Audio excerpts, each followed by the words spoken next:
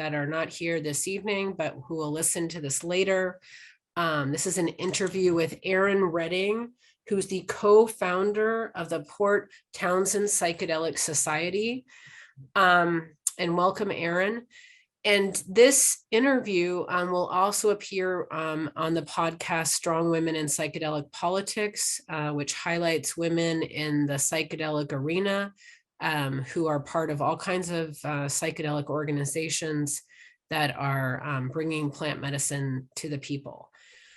So welcome, Erin. And I want to just start in with some basic questions. And if a question doesn't work for you, then just please say pass or, next or whatever.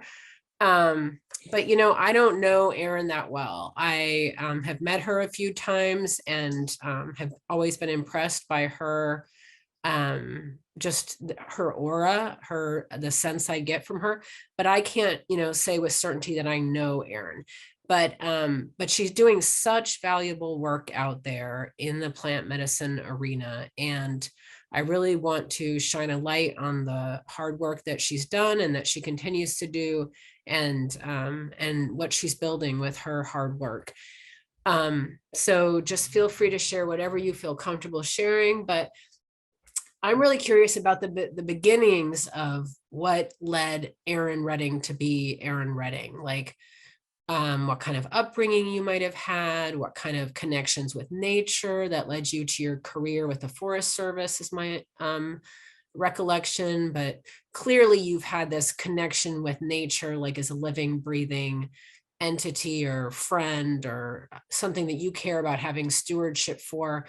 And I'm wondering if you could tell us about little girl Erin, like what led you to be someone that would later on co-found this organization? Because I really love to shine a light on women who haven't always been leaders in the psychedelic arena. And I like to kind of look for those traits of like, where did this young leader begin, and what forged her or him, because we also, for Strong Women in Psychedelic Politics, we also do work with allies like Darren LeBaron and, Dale Rogers and just different men that I consider allies, or Sari, who's also the co-facilitator. So if we could just start there, could you tell us about, your earliest experiences with connection with nature, or what kind of maybe started that spark in you as a young lass, or, what got you into Forest Service, or, tell us about yourself. Yeah, that's a pretty big question. My upbringing was pretty traditional in the sense of growing up in a semi-rural but mostly suburban neighborhood. So my time in nature was mostly playing in blackberry bushes and in the backyard, a little bit in the neighborhood parks. And we did do a fair amount of boating in a small boat around the San Juan Island. So I got to go for small hikes and play on the beaches. But yeah, my obsession with being outside didn't really come until after I was in college and became pretty addicted to the mountains. I got really into mountaineering, and my career in the Park Service, not the Forest Service, actually started with a flat tire on a road that led to a connection with a ranger that later, 5 years later, led to a job with the Park Service. And that was instigated just by the ranger that I met when I had that flat tire, seeing all the mountaineering that I was doing, and really wanting a ranger that would go off trail and know the terrain and be able to answer questions, and also be interested in learning all the plants and information about the park that I could then share with other people.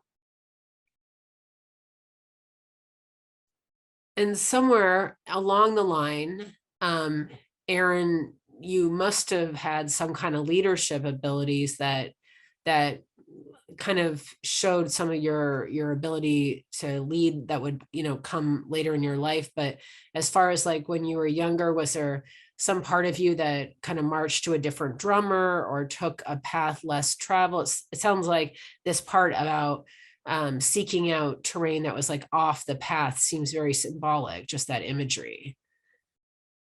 Yeah, I would say I learned a lot of my skills from time mountaineering, both alone. I did a lot of solo adventures, but also with other people. I was pretty shy growing up and definitely never thought I would be leading meetings or doing anything that would involve me being in front of people. I was pretty terrified of public speaking. So I feel like a lot of my leadership in the psychedelic realm has come from just no one else filling that role and being so passionate about it that I just had to step in. And I feel like the traits I've needed to lead have come as I've needed them, but they definitely weren't things that they weren't traits that I knew that I had until I got involved in this work. I usually like to lead in the background or like be a supporting role, not be in the front role. No, that's beautiful. I just liked some of your description for describing how you came into leadership. So you got into this work, and then it sounds like at some point must have had an experience with magic mushrooms or some other psychedelic. And it sounds like that changed you profoundly, or transformed you, or was healing to the point where you later on went into such advocacy. Yeah, definitely. I didn't touch any sort of plant medicine, even cannabis, until I was 21. And that was only because I was in a philosophy undergraduate program and someone gave me a book to read on psychedelics. And I realized how hypocritical I was being studying philosophy, but not partaking in these plants. So I spent a year reading books like Stan Groff and other authors on psychedelics to de-propagandize myself, because I was very naive before that. I just felt like I'm already happy. I'm already living life well. Why would I need to take something to alter my consciousness? I didn't really understand that these medicines were also teachers. So once I had my first experience and learned more in 6 hours than I had learned in my entire philosophy career and studies, and also more psychological understanding and spiritual understanding and scientific understanding, and basically any form of understanding that I had ever inquired into before, I was really clear that I wanted this to be a huge part of my life. And so 3 years after that first experience, I went to grad school to study psychedelics at the California Institute of Integral Studies, which at the time was one of the few schools where you could openly study that topic.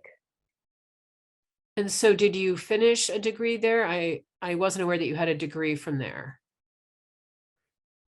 Yeah, I'm not really into saying my degrees, but I had a master's from the Philosophy, Consciousness, and Cosmology program. And then I went into the PhD program and was in that for a very long period of time.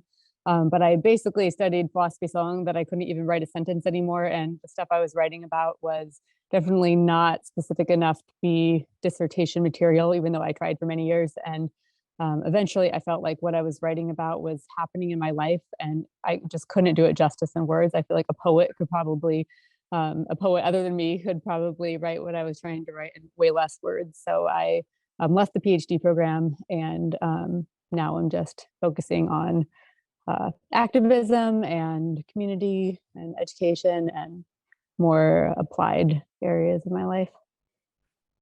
So when you had spoken about having these transformative experiences of healing, it sounds like you really were not someone that was like, oh, that sounds interesting, I'll just do it. It sounds like you're kind of a researcher. At the time, I was in that phase of my life where I was a researcher. Yeah, I definitely did a lot of research first and was very intentional about my experiences back then. I usually would hike into the mountains with a good friend and take medicine on the second or third day, and then have a day for hiking out afterwards. So I had time to go and fully have the experience and connect with nature and be supported and support another person who's a good friend of mine, and then have a day to hike out and integrate. And did any of those moments feel so profound or so special that you shared them with family or friends that weren't able to accept your experience as being beautiful or helpful? Yeah, I was never quiet about my experiences. I felt like I had no reason to be. It seemed really common sense that these were healthy plants and medicines to engage with. So I was very open to my family, who was pretty horrified, and to all my friends. And even in the Park Service, I was always really open about it, which my supervisors were law enforcement. So there were periods of conflict with some of them, but we were able to work through that. So there must be something about you, I don't know you well, but there must be something about you that really feels centered or are focused or that the value of integrity really matters to you, because a lot of us, I think, have jobs where we don't share private aspects of our life, though it feels that we are creating a separation between our, different parts of ourselves, and we can end up feeling like divided people and not really a whole self. And yet it sounds like the value of being honest and true about who you were and what you believed in matters to you. Definitely. Yeah, there were definitely interactions I had when I was working for the Park Service where I didn't feel it was necessary to bring up these topics unless they were relevant or someone had asked a question. But I also didn't ever feel the need to hide anything if it came up in a conversation. Awesome. So let's fast forward, and you are now geared up for the years preceding co-founding this organization that works for decriminalization of psychedelics. Tell us about the community that inspired this, or tell us about what motivated you as an activist, because there are not a lot of female leaders in the psychedelic grassroots communities in the same way that men have had role models that have come before them. So whether you want it or not, you're a role model. So for little girls out there that are like, oh, I want to grow up to be a plant medicine activist, how did you go from being this shy, behind the scenes, like kind of supporting people, to stepping up? You talked about feeling, having shyness and not enjoying public speaking, and now putting yourself in that position. Can you tell us about that journey? Yeah, I'm not exactly sure how it happened. I think in part I was continually pushing on that edge for myself and making myself do different public speaking things, but it never really got better until I moved to the Port Townsend area or Chimicum area. And once I bought land here and moved here, that's really when everything shifted. It was almost like I stepped into I don't even know how to describe it, like stepped into a vortex in which I was one of the middle, not the only one, but there's a lot of things happening in this area. It feels like it's a hub for um, both psychedelics and also just healthy ways of living. There's a lot of healthy food systems and farms and woodworkers and artisans and just people who are living true to themselves. And once I moved here, I rangered the first year, but then after that, I started working at a local bar, which is more of a community hub than a bar, and just really recognized my love for connecting people to each other and holding space for community to strengthen and grow. And so that's really what this emerged out of. And then also, I just love where I live so incredibly much. And this area tends to lead the way in many different arenas. And so as soon as I found out that it was possible that one could decriminalize entheogens, then it just seemed common sense to try to pursue that in this area. And so I had connected with Decriminalize Nature Oakland, and I'd gone to school with Larry at CIIS, and they connected me to this other woman, Rebecca Ramsey, who was also working on had the same vision and had already built a website and named it the organization, the Port Townsend Psychedelic Society. So they connected us and we teamed up and started working on it together. And I honestly didn't want to be at the forefront. I wanted her to be at the forefront and just to be a background organizer and networker. I'm connected to a lot of people in the psychedelic world. And so I was planning on playing more of a backseat role. But she ended up moving away at a certain point. And then, yeah, it's a long story, but basically COVID happened and everything was on pause. And then someone was arrested for mushrooms. And so that caused us to reactivate and start working really hard towards decriminalization again. And since she wasn't here, I had to step into that leadership role. And I'd also been to a lot of meetings that I was not happy with. And so I'd seen a lot of things led in ways that didn't feel healthy to me. And so I feel like I learned a lot from those meetings. And then I honestly feel part of what makes me I don't even want to say a good leader, but a functional leader is that I don't really like to lead. I like to help other people have their voices be heard, and as much as possible be in the background. And I'll step up and lead when I have to, but it's not a role that I I'd be just as happy or happier to have other people be brought into leadership. Two questions. One, why not refer to yourself as a good leader instead of a functional leader? I'm curious. Two, you mentioned that there was stuff going on at meetings that didn't feel great in terms of the style of leadership or the way that they were being run. Can you explain in ways that work for you what doesn't work and what does work for people out there that want to start doing this or want to start leading differently or want to start challenging the groups that they're in or just out of general curiosity? It sounds like you found something that works, which is support the people who want to lead and then hold a container for them. I mean, in essence. Yeah, that's a big part of it. I feel like another part is setting up the space for success. So making sure there's some sort of structure that allows people to have a balanced way of communicating. So no one person can take over and dominate a circle, so that all voices have a chance to be heard and not only have a chance, but they're also encouraged to be heard. Just really balancing and working with social dynamics in a way that helps people be relaxed and feel included and welcome. Um, and I also think it helps to be really organized. Like I tend to have things, yeah, be really organized, but also flexible, and to come with a clear, yeah, a clear agenda, but also to have it be open to what other people bring and their topic and other people want to lead. And in the Psychedelic Society, we have a bunch of different committees. And so as much as possible, I'm delighted when committee leads come and then they get to talk about their topics and I don't have to talk about them.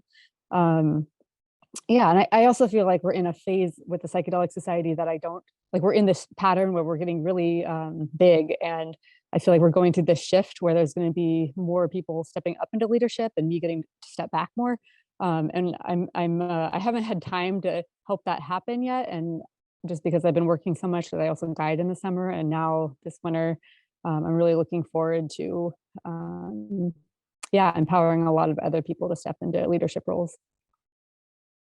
Just so you're aware, it looks like the bandwidth is a little low. So there's been a couple of times when it's just getting a little glitchy.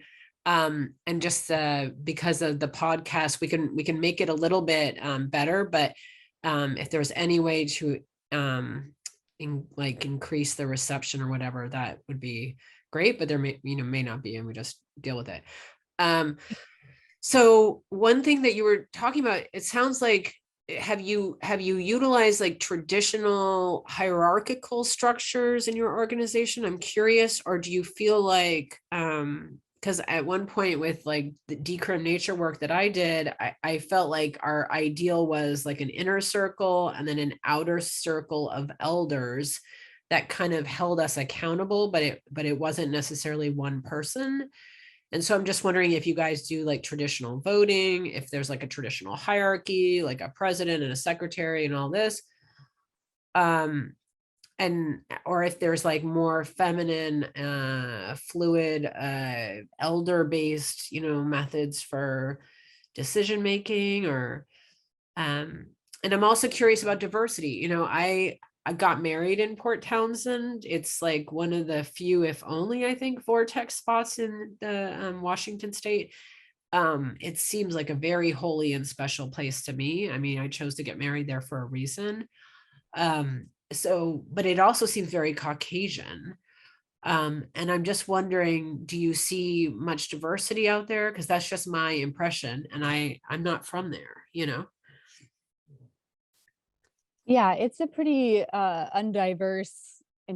pretty undiverse in terms of race. There's a lot of diversity in terms of class and other areas, but not in terms of race. And I think that there are very active people locally and a lot of people working to make it a more welcoming community and address some of the issues that make this town not as welcoming to more diverse populations. And so I personally feel very committed to including as many voices as possible and putting diverse people in leadership roles. But I also want to be careful to have that be relationship based um, and support people as they want to step into leadership, as opposed to uh, like pushing for it. And so I am calling that in within myself. And I'm always open to feedback and yeah, continue to do my own work in that area as well.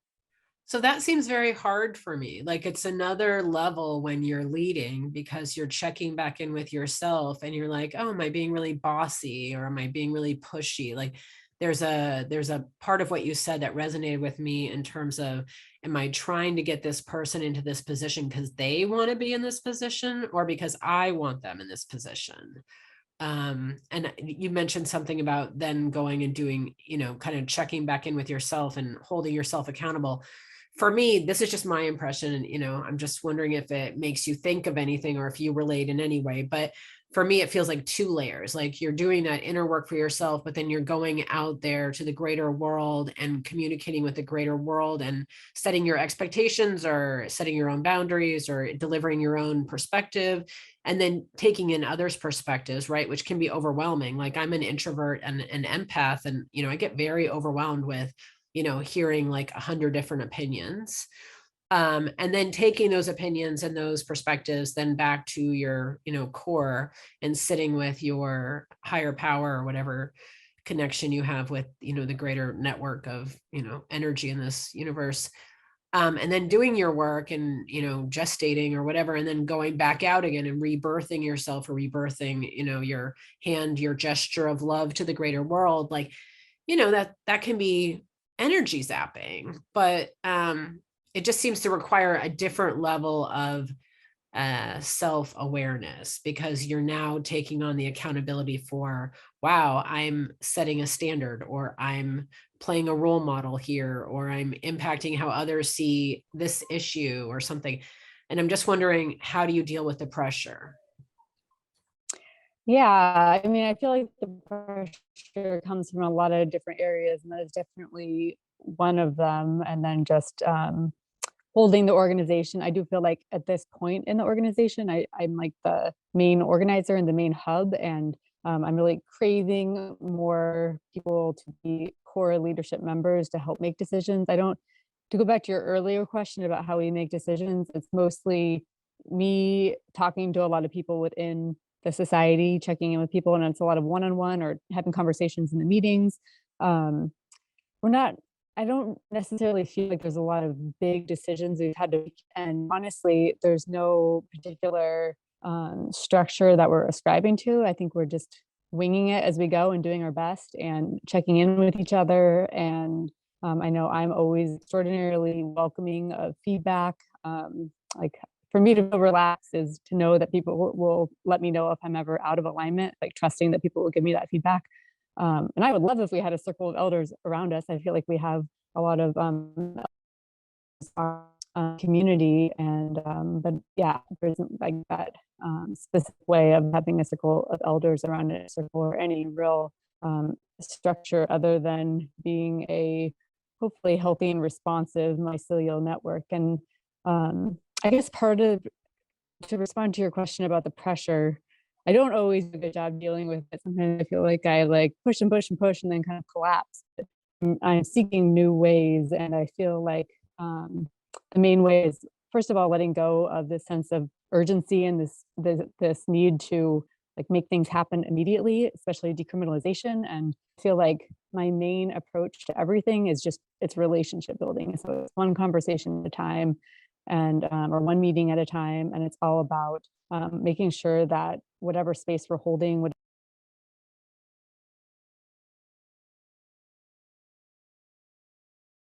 Yeah, so with the pressure again, for me, it's basically about relationship building and trusting that I can hold the vision of the organization and that like my personal vision, but then also it's very fluid and responsive to other people, and it changes the conversation in every meeting, and just trusting that the conversations will happen in right time and moving from there.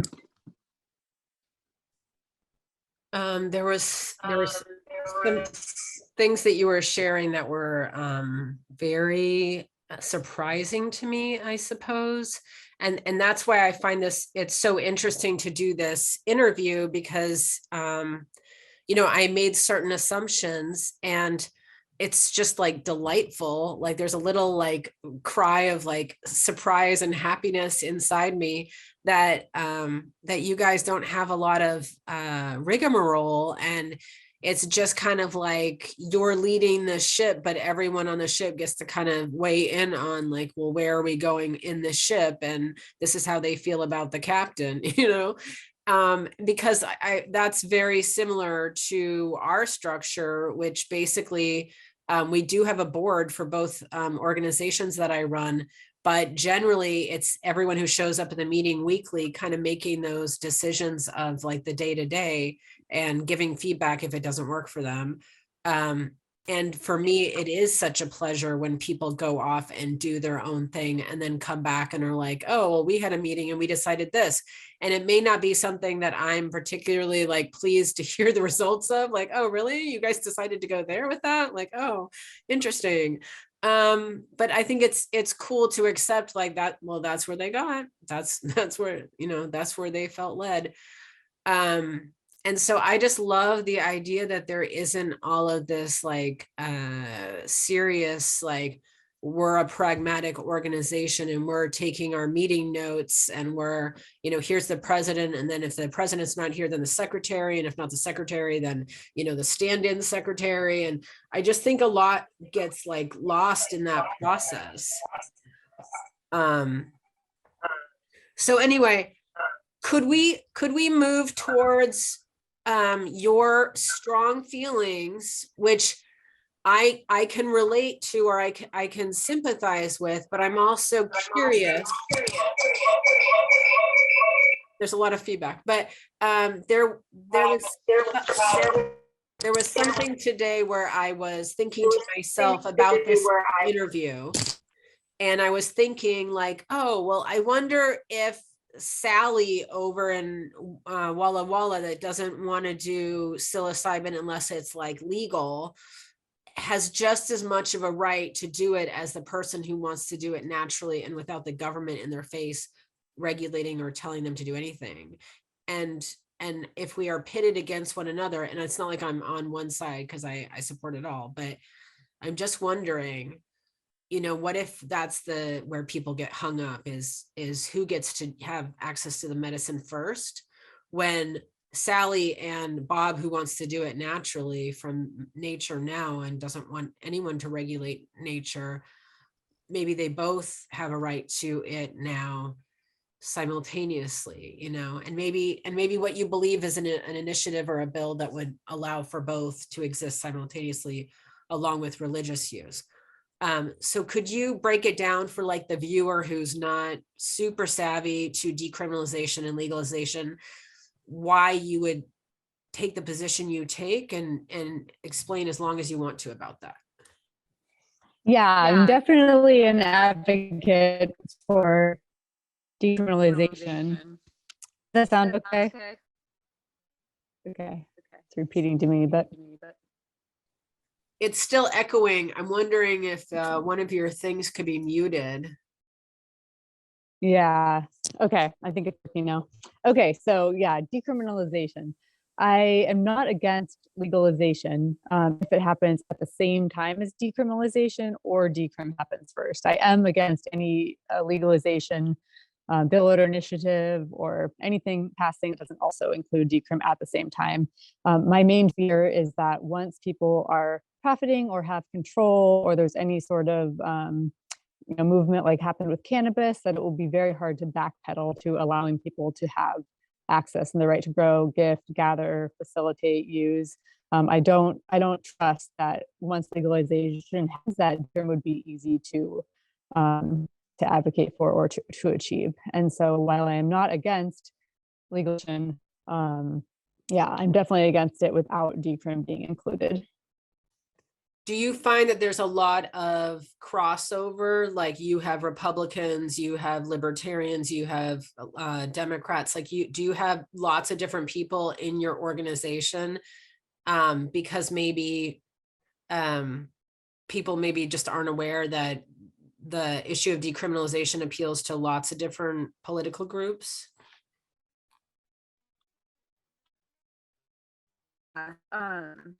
Sorry, the internet is not being very cooperative here. Um, I feel like where I live, people tend to lean more libertarian or liberal, or just not nonpartisan.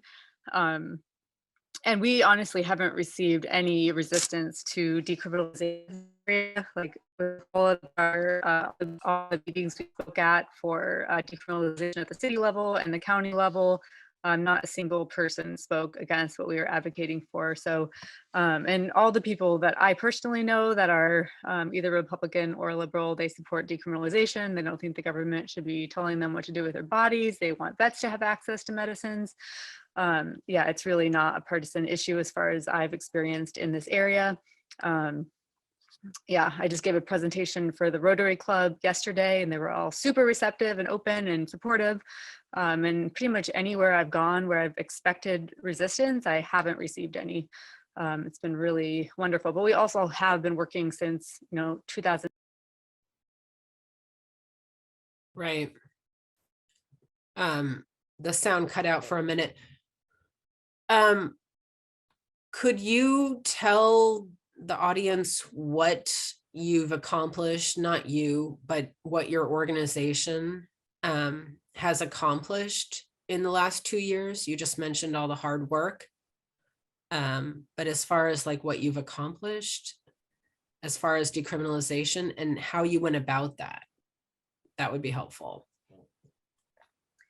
Yeah, we started with the Board of Health and county commissioner meetings and the city council. And we basically met with the city council members each individually, as anyone who was open to that, and same with the county commissioners and also the people as whoever was open on the Board of Health. So it was through a lot of education and conversations with people. And unfortunately, at the very beginning, that wasn't enough. Their basic response was, we haven't arrested anyone in 20 years. It's already basically decriminalized. No one here cares. Like, why should we put energy into this? And it wasn't until someone was arrested about a year later that they recognized that if you're marginalized, you could still be arrested. And then they were willing to do something about it. And so then the first the Board of Health passed a resolution supporting decriminalization and the use of entheogens for healing. And then, it was more, what's the word, aspirational. It's not like they could actually make anyone do anything. And then the city council passed a resolution, the Port Townsend City Council. And the hardest part with them, honestly, was getting it on the agenda because the city manager and the mayor at the time were very resistant to putting any energy into this, and neither of them would have long conversations with us. But luckily, we had a lot of other city council members that were very supportive. So in December of 2021, that resolution passed. Did you have to poke the bear a lot to get that going? Did you have to kind of harass people? I wouldn't say, they might say I was harassing them, but I would say that I was relationship building, and most of the city council members that we talked to were very supportive. And so because we had the support of so many council members, the way it got on the agenda was there was another subcommittee, and it was composed of people who were supportive, and they basically threw it back to they put it on their agenda, and then that forced the main city council to vote on their agenda. They still changed, they rewrote our resolution, changed a bunch of things that we didn't want changed, but it was still, and then we had to fight to get a bunch of changes made back, and it was a long, stressful process. But the one that was eventually published was good enough for us at the time, and we may make changes later. But right now, we're about to start focusing at the county level. So. Yeah, no, I would love to hear what your goals are for how would you change the law at the county level? Looks like that she was lost. Oh no. But she's back. The question was, how would you change the law at the county level? It's really complicated. So the city can direct the police funding. The county, it sounds like they mostly can't direct the funding for the sheriff's department. So they can pass an aspirational resolution calling on the prosecuting attorney and the sheriff to pass their own policy directive. So the sheriff could direct funding away from any law enforcement activity concerning entheogens. And then the prosecuting attorney happened in Washtenaw County in Michigan to pass a policy directive saying you won't keep any cases in entheogens. So if we can get those three things done, that's essentially how we would have. That's wonderful. No, that seems like at least, potentially moving things forward. So it sounds like, if I'm understanding correctly, you can not necessarily decriminalize on the county level, but you can have the sheriff of the county basically deter funding away from anything related to prosecuting entheogens, which in essence decriminalizes entheogens on the county level. Yeah, and on both levels, it's de facto decriminalization. Like the federal government could still come in, the state government could still come in and Totally. arrest people. But they Yeah. do call upon these other organizations to follow suit. Whether or not they actually will, there's no guarantee. Okay, right on. I don't have any other lingering questions other than I'm really amazed by your hard work, and I am very impressed, and just really an honor to have this interview. So thank you. And there's two questions from Zach in the crowd. And so Zach, why don't you just jump right in? Okay, cool. You might have answered one of my questions, possibly. I may have missed it, but with Port Townsend, is it similar to what they did in Seattle, where it's just a resolution, as in a suggestion to the police department to not prosecute? Or did Port Townsend successfully pass an ordinance basically saying that, it is not illegal anymore? Because that is something that I kind of learned recently about Seattle, is that it's more of a resolution suggestion. It's not a full-on ordinance. And so I'm curious to know if Port Townsend was actually able to get an ordinance passed, or if it was just a resolution. There's a complicated answer to that. So the city does have, they are able to direct funding for the police department. So they have directed the police department not to spend any funds on enforcement of any laws concerning entheogens in public spaces. They added that in public spaces clause, which we'll probably fight to take out at some point, but we haven't yet. So they have been directed not to spend any money, which means that they shouldn't be able to do anything. But whether or not an individual police officer makes the decision to not follow that, that's a more complex answer. I think it'd be really easy to get a case thrown out, given the fact that they're not supposed to spend any funding on that. But yeah, it's interesting. So maybe even if it's only public, then private property could then that's not protected. Is that what that means? it's the opposite. They're saying that if they're not supposed to enforce any laws concerning entheogens in non-public places. So in Okay, my public bad. I got that places, mixed up. yeah. Okay, I got that mixed up. I think in Seattle, I don't think it was ever specified if it was public or private. I think it's all across the board. At least I hope so. Yeah, the police chief met with our prosecuting attorney and they threw that in there. It was definitely not. It was something we fought to have removed, and they did not listen to that one request. So Yeah. Okay. At least it's something. I'm probably going to do more research on it, 'cause I'm kind of curious to know what the difference is on the legislation. And the other question I have is, so we're having a initiative to legalize psilocybin for medical use, supervised medical use. Is there any campaign right now, or at least in the talks or on the underground, to try to also get an initiative to decriminalize entheogens?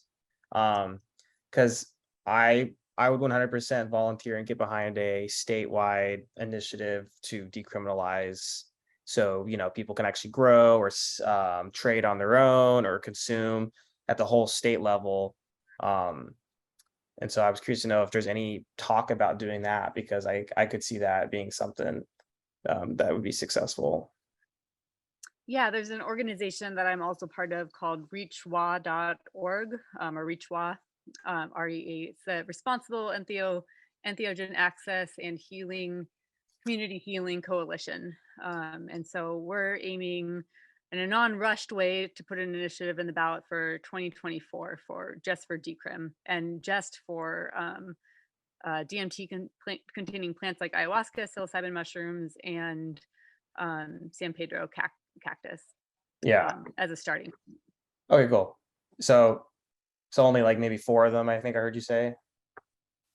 Yeah, it would just be those 3 to 4 plant Before. medicines. Okay, awesome. Yeah, I just found the website. Okay, that's awesome. So 2024. Okay, that's good to know. Okay, well, cool. Those were the 2 questions I had. Cool. Thank you. Thank you. So Erin, is there anything that you would send as a message to kind of like all these different organizations that may actually have some similar goals and similar, objectives, and that if everyone lifted the heavy rock together, then maybe we wouldn't exhaust ourselves lifting the heavy rock by ourselves? Like, as you see so many different groups, is there, because for me, what I've observed is that you seem to be a very diplomatic person. Like, I don't know you well, but you seem like a very diplomatic person. And I'm sure that, that doesn't come easy. I'm sure that you've worked on yourself and worked on being a good leader and that kind of thing. But I think being diplomatic can sometimes be hard. And so I'm just curious, as someone that I see as having, even though I don't know you well, as having a very diplomatic eye on, hey, where's the best energy spent here? Or what feels good as far as the pathway that requires the least amount of, unnecessary sacrifice. Like, you seem very astute at kind of observing the overall playing field from a distance, like a great objective eye. That's just my estimation of you. And I'm wondering, you know, not that you're like perfect and, you don't have, stuff too, but as you're looking at this, Washington state and seeing all these different organizations, do you feel like if we had a big psychedelic prom or as a, kumbaya for everyone, that's one of my fundraisers for next year is a psychedelic prom. Anyway, what would you suggest, like, as far as building the larger community and building brotherhood and sisterhood? Yeah, that's an interesting question. I feel um, I feel very competent when it comes to my local community because I know people. I know there's like a fabric of connection that feels really cohesive here, and I get a little bit more lost when I think about the whole state. So even being on that organization that's working at the state level, like that's very, it's a little overwhelming and intimidating to me. At the local level, which is where I feel like I function best. I mean, again, it's all about relationships to me. If there's any off energy, like I'm always checking in with people to make sure that I feel like I'm acting in alignment, having hard conversations with people when something feels off, like just really trying to address things as they arrive and have a really healthy community web. Like for me, it's all about relationship and it's all about community. And again, like when I go to the state level, um, it's a little out of my realm of understanding and competence. And I love the idea of a psychedelic prom. I do feel like there is a lot of tension, especially around decrim versus legalization. I wish everyone could come. If everyone I have talked to supports decrim, like it seems like the people who don't are just like, well, it's not possible, so we have to go for legalization. So I wish we could all just agree on decrim either first or at the same time, and then have legalization be something to build on top of that. But then I also, I'm all for continuing to have conversations with people with divergent views from me because I want to learn and understand where they're coming from and grow my own opinion and always remain open, even though I also feel really committed to decriminalization, especially because in my community, like community-based ceremony and people's right to choose how they work with medicines is extraordinarily important. And I absolutely want to protect that. I think it bears saying that some communities feel less safe doing things that are not legal because of the history of persecution, particularly of marginalized groups in the drug war in this country. And so I am not a fan of big pharma. If everyone ends up going for 2024, then it'll be interesting. I would be curious to talk with you in 2024 if everyone's, going running for the ballot that year. because then it's like both would be crossing the finish line at the same time.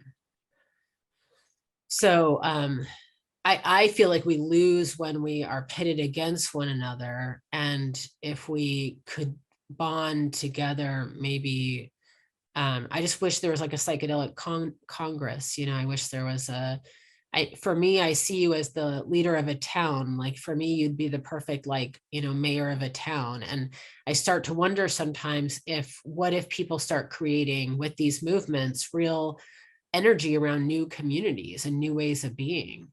And so it could be a cultural shift that is so much farther beyond just these like laws, so we'll see. Absolutely. I feel like that cultural shift is really what will lead the way. When things start shifting locally, I think that influences what's possible at the state level. And yeah.